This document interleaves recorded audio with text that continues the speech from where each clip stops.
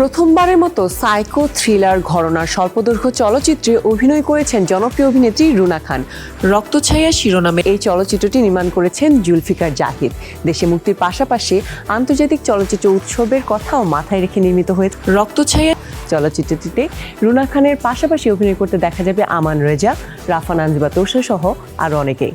সমসাময়িক রাজনীতি ও নারীর অধিকার আদায়ের গল্প নিয়ে নির্মিত হয়েছে নির্মাতা আলী জুলফিকার জাহিদের নতুন সাইকো থ্রিলার ঘরানার স্বল্পদৈর্ঘ্য চলচ্চিত্র রক্তছায়া। এতে ক্যারিয়ারে প্রথমবারের মতো ভিন্ন চরিত্রে অভিনয় করেছেন গুণী অভিনেত্রী রুনা খান। এছাড়াও অন্যান্য চরিত্রে অভিনয় করতে দেখা যাবে আমান রেজা, রাফা নানজিবা তোরসা, নকশি তাবাসসুম সহ আরও অনেককে। সম্প্রতি রাজধানীর উত্তরায় শেষ হয়েছে চলচ্চিত্রটির দৃশ্য ধারণের কাজ। প্রথমবারের মতো নারী প্রধান এ ধরনের সাইকো থ্রিলার গল্পে কাজ করে দারুণ উচ্ছ্বসিত এর অভিনয় শিল্পীরা। আজকে আমরা একটি স্বল্পদৈর্ঘ্য চলচ্চিত্রের শুটিং করছি। এটির নাম রক্তছায়া। মূলত এটি একেবারেই একটি নারী কেন্দ্রিক গল্প এবং সাইকো থ্রিলার বলতে পারি আমরা।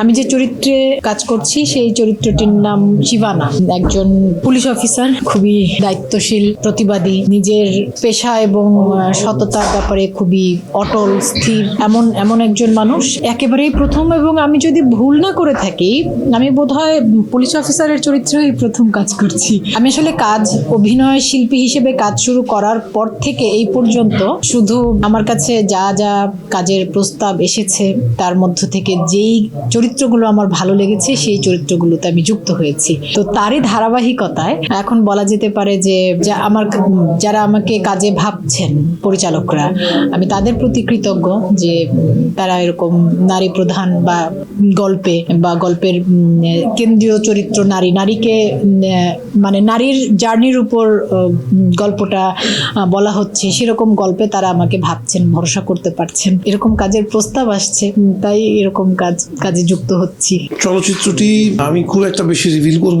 আমাদের এই সমাজের বা রাষ্ট্রের প্রেক্ষাপটে এখন অনেক কিছুই ঘটছে, যেগুলির একটা রিলেট করার মতো একটা গল্প।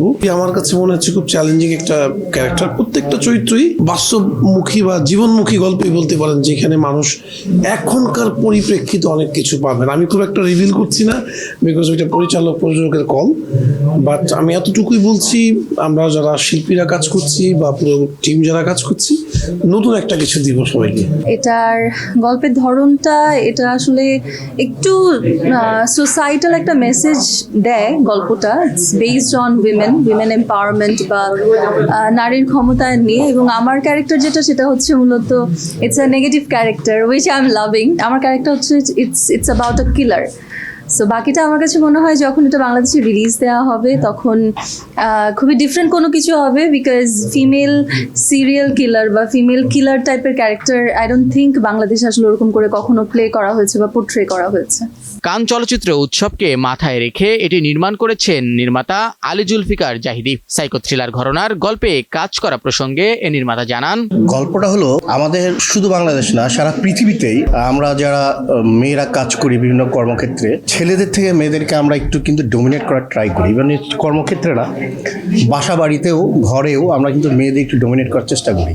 এইটাকেই কেন্দ্র করে গল্পটা বানানো হচ্ছে মেইনলি ক্যানকে উদ্দেশ্য করে। তো ক্যান ফেস্টিভ্যালে যদি যেতে পারি তো খুবই ভালো, আর যদি না হয় তাহলে সমমনা যেগুলো একাডেমিক অ্যাপ্রুভ ফেস্টিভ্যাল আছে সেগুলোতে দেব ফার্স্ট। সম্পাদনা শেষে খুব শীঘ্রই বিভিন্ন আন্তর্জাতিক চলচ্চিত্র উৎসবগুলোতে পাঠানো হবে রক্তছায়া। আন্তর্জাতিক অঙ্গনে প্রদর্শিত হওয়ার পর দেশের একটি জনপ্রিয় ওটিটি প্ল্যাটফর্মে মুক্তি দেওয়া হবে এই স্বল্পদৈর্ঘ্য চলচ্চিত্রটি। শাহিন শুভ, নিউজ 24।